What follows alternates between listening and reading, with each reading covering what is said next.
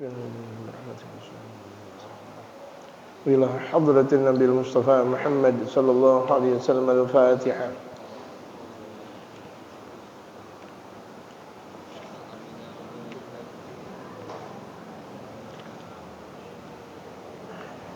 بسم الله الرحمن الرحيم.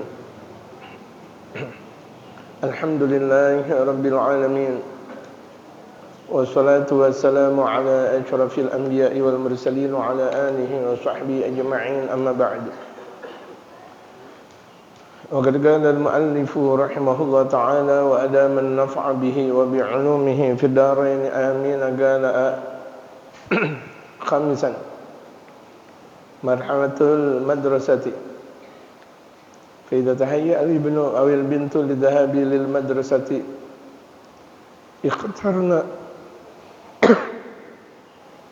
اخترنا لهم المدرسة التي لا تسلب عليهم أخلاقهم والتي تزيدهم نورا والتي تربط بين العلم والسلوك، واخترنا لهم المعلمين واخترنا لهم المعلمات. Fase kelima adalah fase sekolah, di mana anak-anak kita fase ini sudah mulai berangkat ke sekolah. Kalau kita di Jakarta dan sekitarnya, bahkan ada anak usia 3 tahun sudah mulai sekolah. Apa namanya? PAUD, pendidikan anak usia dini. Setelah PAUD, TK. Habis TK, SD. Lama banget. Harusnya tuh anak udah lulus SMA atau S1, adabnya banyak, akhlaknya banyak, betul gak? Masya Allah, dari umur 3 tahun udah suruh sekolah, berarti kan akhlaknya banyak kalau begitu jadinya, seharusnya. Ya, tadi PAUD, kemudian TK, kemudian SD aja udah ketahuan 6 tahun, kecuali kalau nggak naik. SMP 3 tahun, kecuali kalau nggak naik. SMA 3 tahun, 6, 3, 12 tambah udah 14. Perguruan tinggi juga kalau benar 4 tahun, 14, 18 tahun. S2 kalau benar 3 tahunan. Masya Allah, Masya Allah. Faiza tahayya al-ibnu awil bintu lidhahabi lil madrasati. Ketika sang putra dan putri bersiap untuk berangkat ke sekolah, ikhtarna lahumul madrasata, kita harus memilih buat mereka sekolah yang benar. Sekolah yang benar. Dulu saya diajarin sama guru saya, Mu'allim Syafi'i Hadami,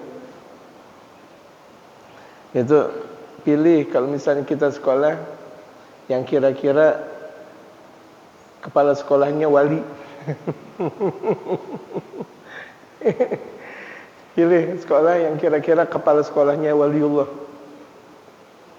Mana memang ada wali jadi kepala sekolah. Zaman dulu banyak. Habib Ali Kuitang itu punya madrasah apa? Anwanul Falah. Ada. Masya Allah. Di madrasah Pekojan Ki Abdul Majid. Iya kan? Habib Ahmad Hamzah Al-Attas, guru dari Al-Imam Habib Abdullah bin Muhsin Al-Attas. Kemudian Tenabang Jamiatul Khair. Benar. Yang punya sekolah dulu Syafi'iyah Ki Abdullah Syafi'i. Iya. Tuh kata Ki Syafi'i Adami, cari yang kira-kira buat anak ente kepala sekolahnya wali. Waduh, ada gak malin?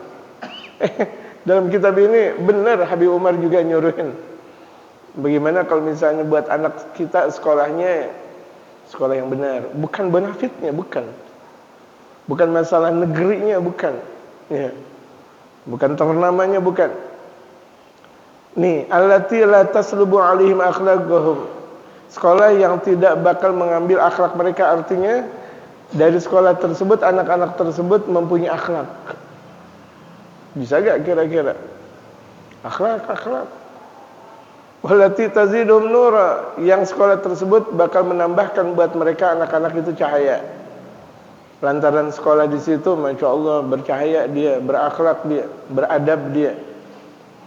Wallati tarbitu bainal ilmi wal suluki, yang sekolah mengikat antara ilmu dan suluk. Kalau zaman sekarang ilmu saja, tidak ada kata-kata suluk. Suluk itu perjalanan menuju hadirat Allah, itu suluk. Makanya kita diajarkan di Darul Mustafa oleh Al-Habib Umar di Dirasatil Islamiyah, ilmu suluk dakwah. Ilmu artinya merealisasikan keilmuan. Yang kita pelajari betul-betul dari lafal per lafal kita faham. Dari lafaz per lafaz kita faham. Dari makna per makna kita faham. Kitab yang dikaji betul-betul litahqiq sampai tahqiq, benar-benar memahami kitab tersebut. Itu namanya tahqiq. Itu namanya tahqiqul ilm, merealisasikan ilmu. Kemudian suluk itu agar akhlak kita benar, perjalanan kita menuju hadirat Allah benar, sabarnya, kemudian bersyukurnya, kemudian kita menjalankan keilmuannya benar-benar dengan suci. Itu namanya suluk. Dakwah yang ketiga, bagaimana apa yang sudah kita dapatin kita untuk berdakwah di jalan Allah Subhanahu wa taala. Dengan mengajar contohnya. Itu dakwah. Dengan mengajar, kemudian kita dengan berdakwah, atau kita coba berdakwah di sana dan di sini. Itu kita diajarkan oleh sang pengarang ini, kami diajarkan oleh sang pengarang ini dengan 3 keagungan di Darul Mustafa di Dirasatil Islamiyah, ilmu, suluk, dan dakwah. Jadi kita pilih ini, kata Al-Habib Umar, sekolah tersebut ada ilmu, ada suluk. Makanya Sunan Kalijaga beliau mempunyai karangan suluk apa ya? Suluk linglung. Suluk linglung. Sunan Kalijaga ada. Dalam bahasa aslinya ada. Bahasa Jawa apa namanya? Jawa Kawi. Jawa Kawinya ada. Itu. Cuma saya mengkaji dalam bahasa Jawa yang sudah diterjemahkan. Ada juga baca bahasa Jawa Kawi, lebih-lebih lagi saya nggak ngerti. Jawa biasa aja saya nggak ngerti. Aduh. Yang penting saya tetap harus belajar apa yang telah diajarkan oleh Sunan Kalijaga, akhirnya diterjemahkan. Di situ saya belajar. Itu. Terjemahan dari suluk linglung. Linglung ya artinya linglung. Cara menggapai hadirat Allah Subhanahu wa taala di situ. Sunan Kalijaga melakukan ini dan itu, pada akhirnya kenal Allah Subhanahu wa taala. Suluk penting buat kita sekalian. Jangan kita cuma sekedar bisa ngaji tetapi hati kita kotor, itu maksudnya. Suluk itu pembersihan hati. Makanya orang kalau misalnya ngaji hatinya benar, sebentar dia ngaji hasil insyaallah. Sebentar dia ngaji hasil. Tapi kalau disertai dengan tasfiyatul qalb, pensucian hati. Al-Imam Ali bin Muhammad bin Husain Al-Habsyi yang maulidnya dibaca di masjid ini malam apa? Iya, Simtud Durar malam apa? Malam Jumat. Selalu dibaca, itu pengarang kitab Simtud Durar. Itu ngaji kepada Al-Imam Abu Bakar bin Abdullah Attas cuma sekali. Ada dalam satu riwayat 2 kali. Itu pun duduk ketika ngaji berada di ujung, di akhir shaf. Enggak berani berada di shaf yang pertama. Dalam perjalanannya itu dari Sewun menuju ke Hurairah, ke tempat Al-Imam Abu Bakar bin Abdullah Attas, itu selalu berdoa, ya Allah ya Tuhan kami, ya Allah ya Tuhanku, hilangkan rasa berburuk sangka saya kepada guru saya. Padahal ketika itu belum belajar kepada Al-Imam Abu Bakar Attas. Sa'd al-Aghlas. Belum belajar. Ya Allah, hilangkan buruk sangka saya kepada guru saya. Itu perjalanan dari Sewun menuju Huraidah. Hadarna fi Huraidah. Makanya beliau menulis dengan bait yang sangat indah, kami hadir di Huraidah. Baru sekali hadir mendapatkan cahaya yang sangat agung. Imam Abu Bakar bin Abdul Abbas melihat dari jarak kejauhan. Manhu, siapa yang datang? Ali bin Muhammad bin Husain al-Habsyi. Gitu. Terus satu kali, ada dalam satu riwayat 2 kali hadir dalam pengajian, mendapatkan seluruh keilmuan yang dipelajari dan yang tidak dipelajari, Masya Allah. Yang dipelajari ya seberapa? Enggak lama, enggak banyak, cuma 2 kali pertemuan. Tapi ini yang tidak dipelajari, kita mendapatkan laduniyah al-kubra. Dan Imam Ali bin Muhammad bin Husain al-Habsyi, pengarang kitab Simtud Durar itu, mendapatkan ilmu laduni lantaran kebersihan hati. Hati kalau udah bersih, ngaji gampang jamaah sekalian. Gitu. Ini baru mulai pintar sedikit, hasud sama ustaz yang lain. Baru pintar dikit. Lagi apa pakai hasud lagi? La haula wala quwata illa billah. Apa tuh ustaz? Banyak banget muridnya, emang apa? Harusnya kalau ada ustaz, ada kiai, ada habib, muridnya banyak, kita girang. Alhamdulillah. Kita nggak bisa seperti beliau. Ya udah, kita menurut kitanya aja udah. Ya kan? Kita nggak bisa ceramah di Candi Borobudur misalnya. Ada ulama misalnya ceramah di Candi Borobudur, atau ada ulama ceramah di Monas misal. Kita nggak bisa, ya udah nggak usah pakai ngomong. Itu dakwah, kan hasil mereka. Ada ulama-ulama yang dakwah di artis, udah nggak usah pakai komentar. Alhamdulillah artis bisa didakwain. Kita emang udah begitu aja udah. Kan enak kalau begitu jadinya. Hati kita benar, hati kita bersih. Ya, hati kita benar, hati kita bersih. Karena kadang memang ustaz musuhnya ustaz juga memang, hati-hati. Kiai musuhnya kiai juga memang, hati-hati, benar. Benar gak? Dai musuhnya. Kalau ada kiai, ada dai model kayak gini, murid mau ngaji apa? Kotor dia. Ini benar-benar dalam sekali kajian Al-Habib Umar. Makanya kita harus tahu tuh guru kita, guru dari anak kita harus tahu. Guru dari murid kita betul-betul harus tahu.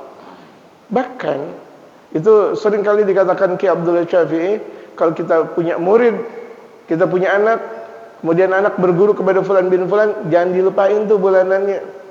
Kalau zaman dulu bilang orson, jangan dilupain tuh orson. Kalau dia pakai kain, jangan pakai kain biasa, kasih BHS. Kan zaman dulu udah ada BHS. Ini kita mau mengharapkan pengajian anak-anak kita gratis.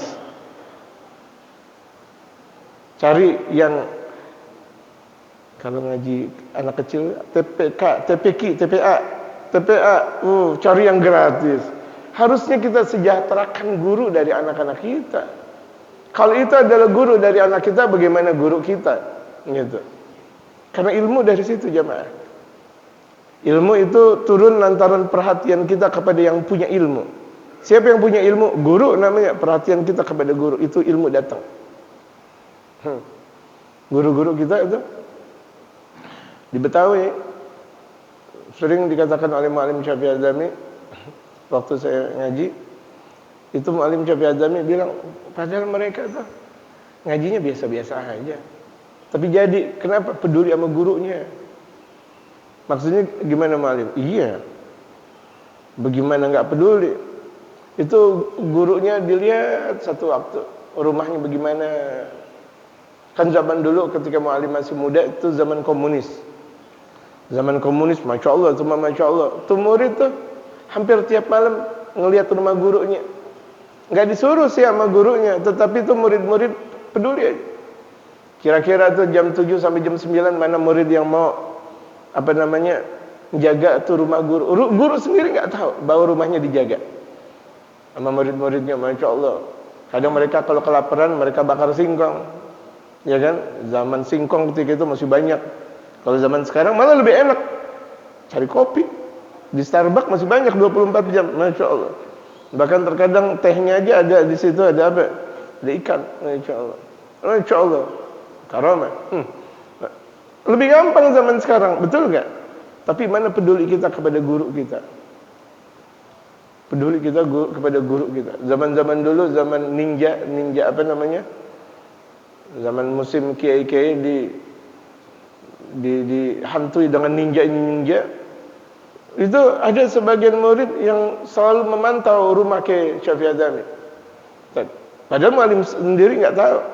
Beliau mah gila ngajar ke sana ke sini, sana sini. Kira-kira tuh muallim Syafi'i Adzami pulang ke rumahnya Kampung Duku jam 12-an malam.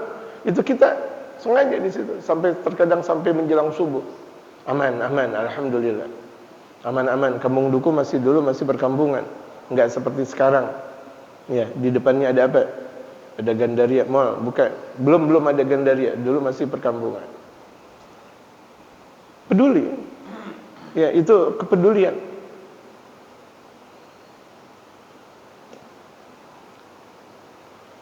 Waqtarna lahumul muallimina, kita pilih buat mereka guru yang benar.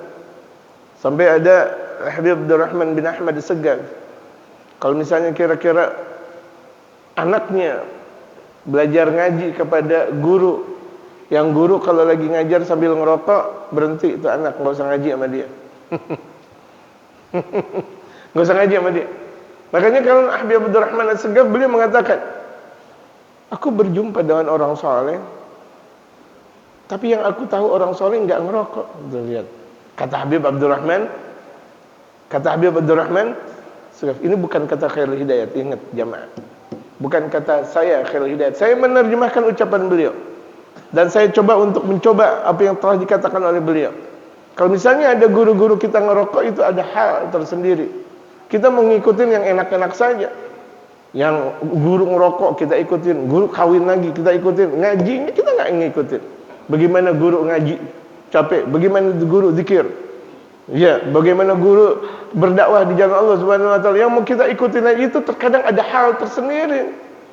Ya kan? Ada hal yang dimana murid tidak bisa ngikutin. Ini terkadang kita banyak salah kaprah terhadap guru kita.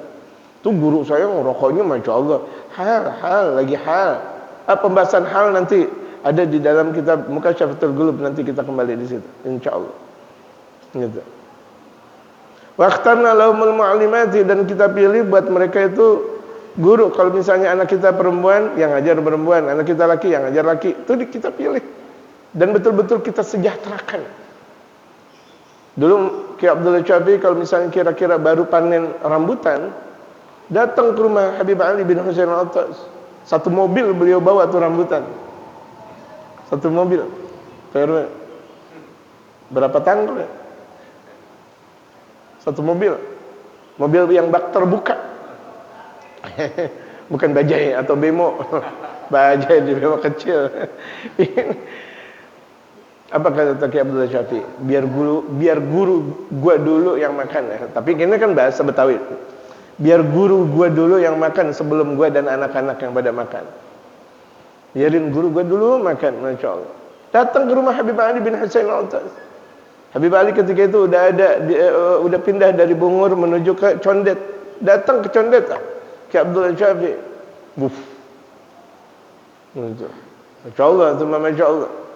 Betapa muallim Syafi'i Adzami dengan cinta kepada gurunya Syekhuna Yasin bin Isa Al-Fadani. Syekh Yasin bin Isa Al-Fadani itu cincin-cincin yang sangat luar biasa mahal, berkaleng-kaleng dikasih buat Syekh Yasin.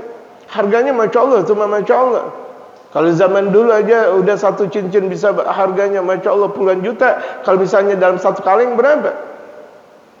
Kenapa? Nyari ridha murid ke guru kayak begitu diantaranya. Soalnya mau baca kitab, muallim sendiri kan nggak sering banyak datang ke Mekah. Sementara Syekh Yasin di Mekah. Masya Allah tuh lihat. Mau memberi kitab ke Syekh Yasin di Mekah tempatnya. Syekh Yasin, Masya Allah, gudangnya ilmu, gudangnya kitab. Akhirnya apa yang harus dikasih dari muallim Syafi'i Adzami? Cincin. Memang betul beliau suka cincin.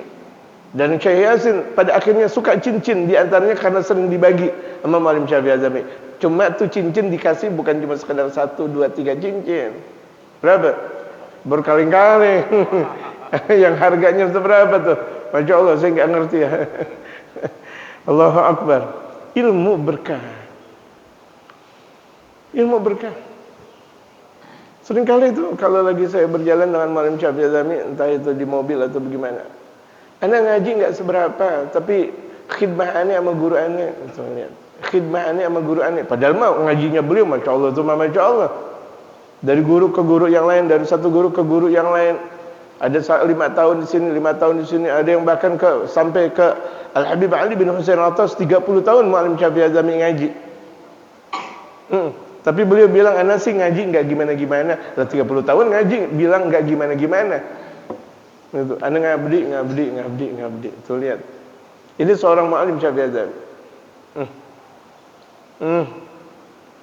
Al-Habib Umar sangat mengarang kitab ini, kita lihat dengan guru-gurunya, dan bahkan saya melihat kepribadian Habib Umar di hadapan guru-gurunya.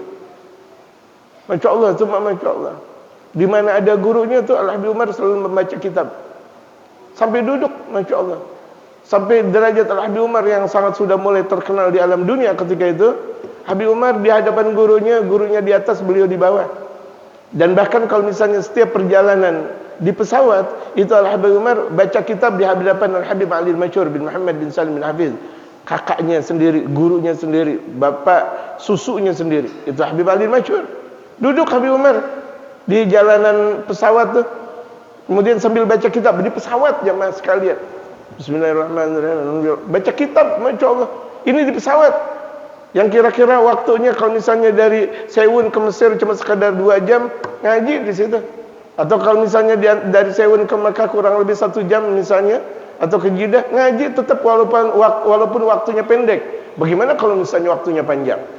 Bagaimana kalau misalnya di zawiyahnya? Bagaimana kalau di masjidnya? Di tempat Habib Ali Al-Masyhur atau di tempat guru-gurunya? Khusyuk, tenang. Kepedulian beliau kepada guru-gurunya, betul-betul disalurkan. Ikhlas. Al-Habib Umar memberikan ekonomi kepada guru-gurunya atau kepada istri dari guru-gurunya. Masya Allah, semua Masya Allah. Ikhlas. Jadi itu yang membuat anak kita bakal menjadi ulama. Amin. Amin. Jadi enggak cukup cuma sekedar ngaji. Makanya ulama mengatakan al-hubbu wal badl. Al-hubbu wal badl, cinta. Dan kemudian bagaimana kita bisa memaksimalkan dari rasa cinta itu, apa yang kita miliki semuanya buat yang kita cintai. Yang kita miliki buat yang kita cintai. Yang kita cintai kan guru. Apa kira-kira nih guru mau apa? Musim panen kalau zaman dulu misalnya, zaman apa namanya? Apa namanya? Cipedak dulu. Nangka, zaman dulu, nangka dulu dikasih buat sang guru. Datang ke rumah guru, Assalamualaikum guru, ini cipedak, ini nangka. Masya Allah, kalau di daerah Jawa sering saya dengar dikasih ubi yang bagus, betul. Ubi ketela, Masya Allah.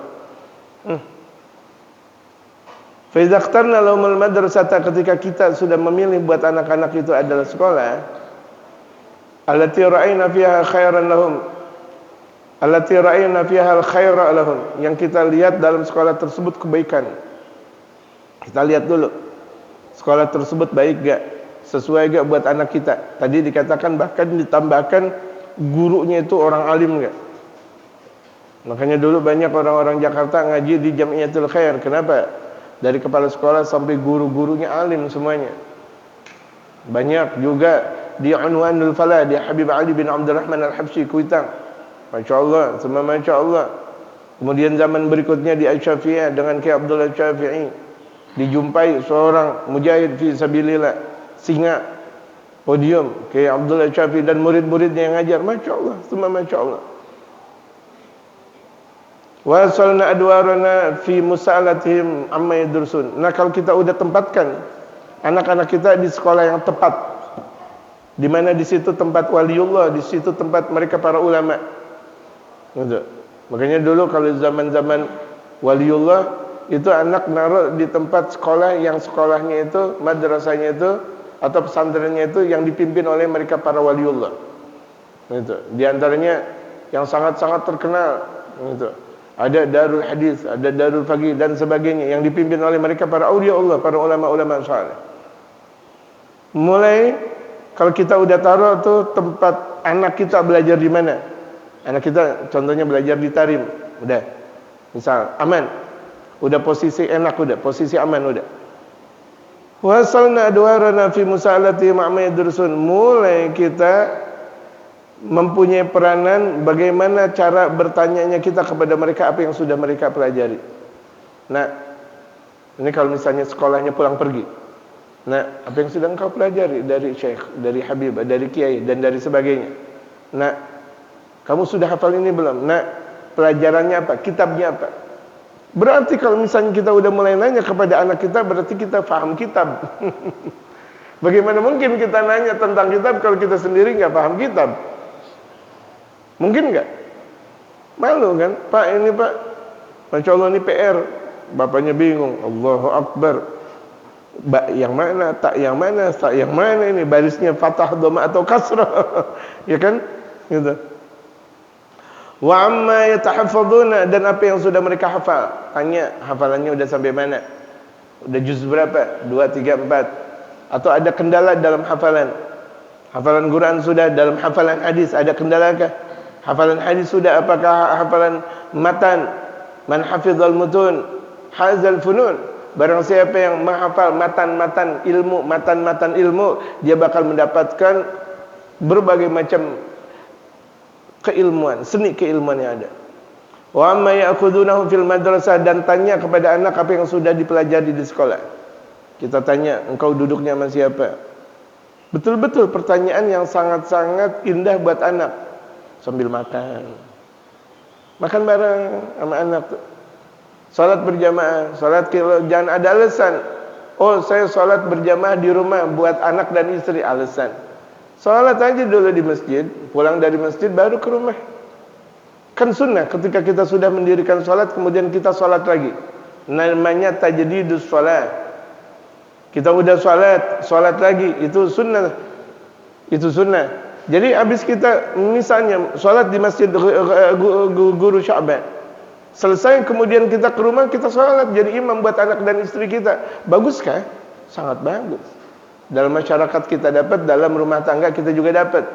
Gitu. Habis salat berjamaah kita tanya tentang pelajaran-pelajaran mereka, apalagi kalau ba'dal isya waktunya agak panjang.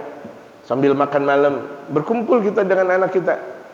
Jangan jadikan anak kita jauh sama kita. Kayak anjing dengan babi atau kayak anjing dengan kucing. Antara orang tua dengan anak kayak anjing dengan kucing. Oh, berjauhan. Bapak di sini, anak di sana. Anak di sini, bapak di sana. Jangan, dekat. Itu keindahan tersendiri dalam rumah tangga. Romantisasi dalam berkeluarga itu dia di situ. Fa muhimmatul ummi, dan fungsinya sang ibu. Ibu bagaimana fungsinya? Anta tafaggada bintaha fil madrasati, selalu mengawasi putrinya di sekolah. Kalau misalnya itu sekolah dekat dengan rumah, atau setidak-tidak nanya kepada teman dari putri kita, bagaimana sang putri itu belajar. Fatatil ummu lil madrasati fi waqtin li akhar tas'al an halati binatiha. Satu waktu sang ibu datang ke sekolah untuk bertanya tentang bagaimana keadaan putrinya. Karena memang kan di sini dikatakan kalau misalnya sekolah putri. Jadi gampang tuh kalau perempuan atau istri datang ke sekolah putri. Makanya dulu Kiai Haji atau yang disebut dengan Abu Yadimyati, Abu Yadimyati Pandeglang Banten, kalau beliau ke pesantren, dalam pesantren laki dan perempuan digabung, beliau nggak jadi ngaji. Ini Abu Yadimyati. Tapi kalau misalnya ketika beliau melihat dalam satu pesantren laki dan putri terpisah, beliau belajar di situ dalam pencariannya. Di antaranya di Mama Falak sana, di Purwakarta. Kemudian di Mbah Dalhar, Watu Congo, ya, di daerah Jogja, kesanaan sedikit, Watu Congo. Kenapa? Yang beliau lihat santri-santrinya yang laki di tempat laki, yang perempuan di tempat perempuan. Berarti sudah menjalankan syariat, kata Kiai Dimyati Banten. Untuk biar mudah.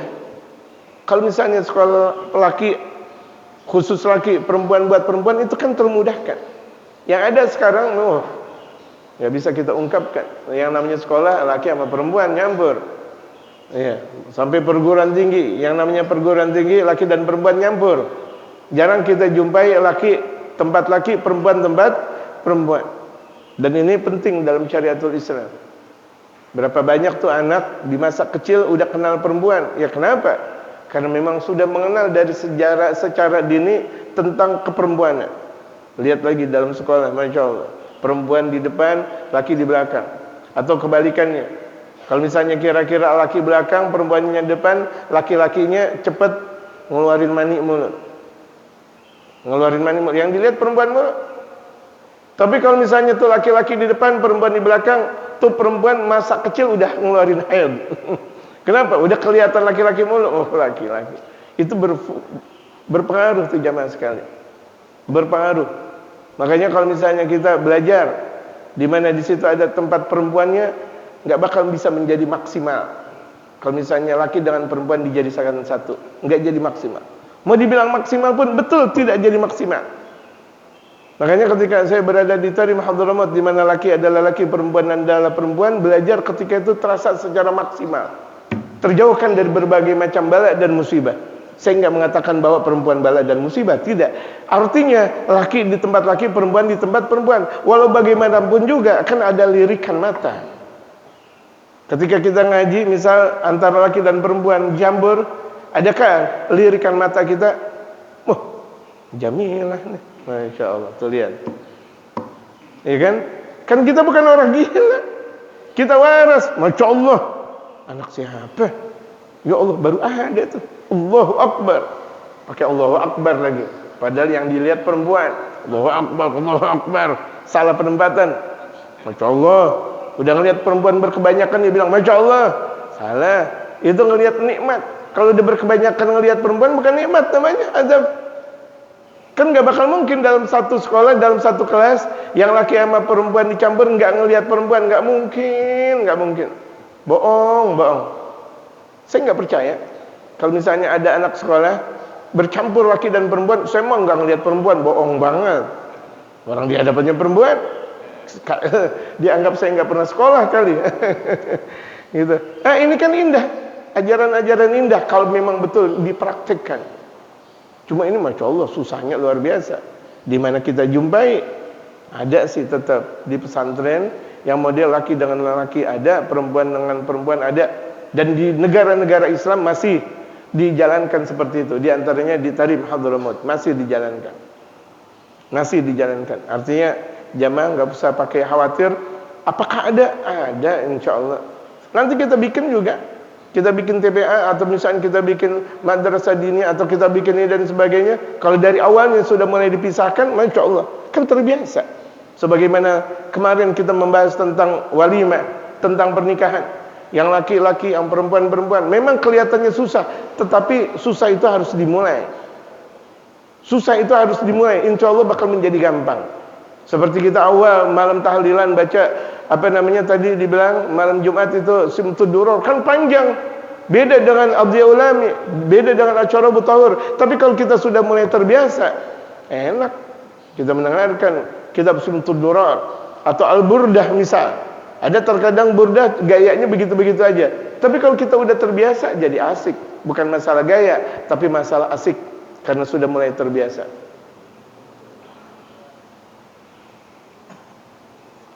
Wa kaifa istifadatuha, dan bagaimana tuh sang ibu bertanya kepada putrinya dalam pencapaian ilmu yang sudah didapati dalam sekolah.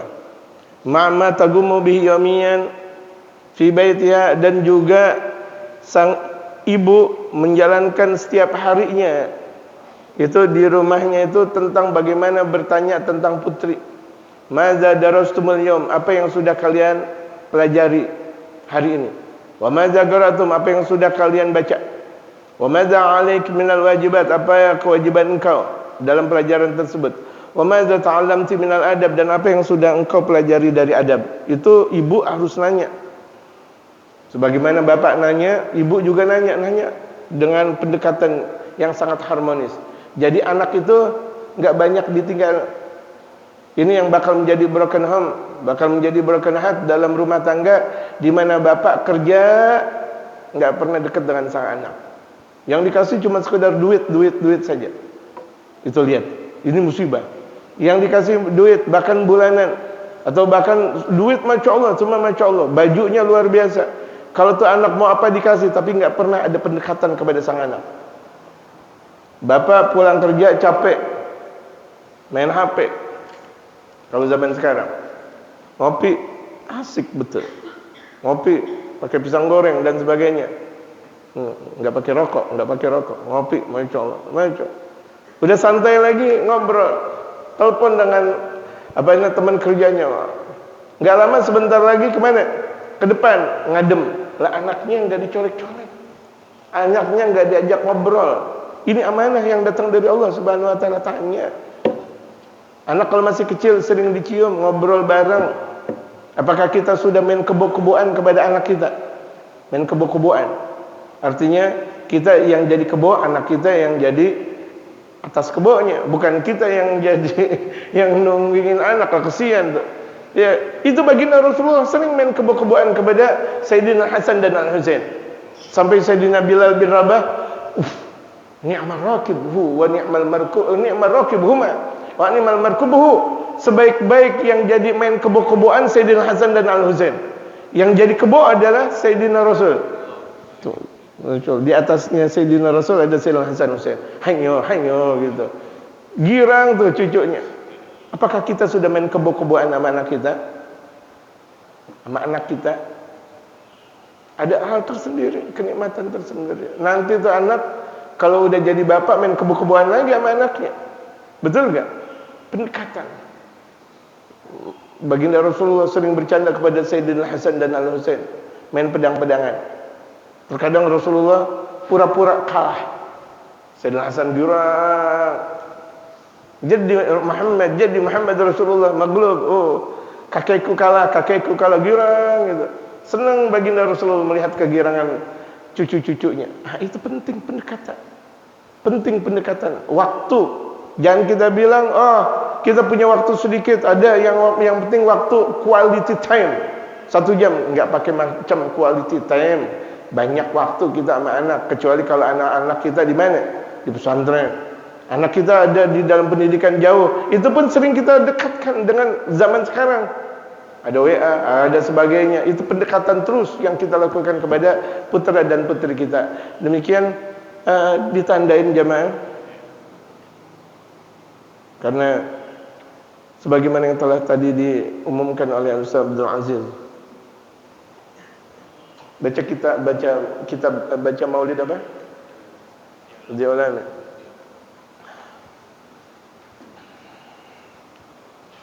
Wa bisanad al-muttasil lil Imam Al-Habib Umar bin Muhammad bin Salim al-Habib fi qira'i al-Lami nagar al-Fatihah al-Mubarakah ila hadrati Sayyidina Rasul Muhammad sallallahu alaihi wasallam wa li Imam Al-Habib Umar bin Muhammad Salim al-Habib sallallahu alaihi wasallam. قطب هذا الزمان مجدد هذا الزمان حبيب عبد القادر بن احمد السقاف حبيب علي المشهور بن سيدنا الشيخ محمد شافعي الزامي ثم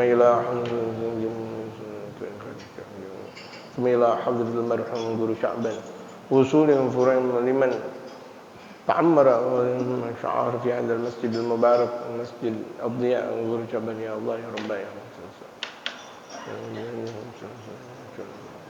اغفر لنا ذنوبنا واغفر لنا إلى حضرة النبي المصطفى محمد صلى الله عليه وآله وصحبه وسلم. الفاتحة.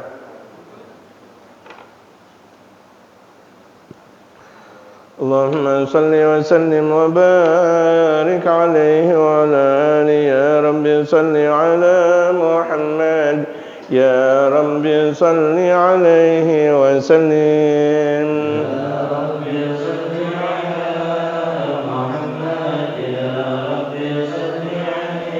يا رب صل على محمد حبيبك الشافع المشفع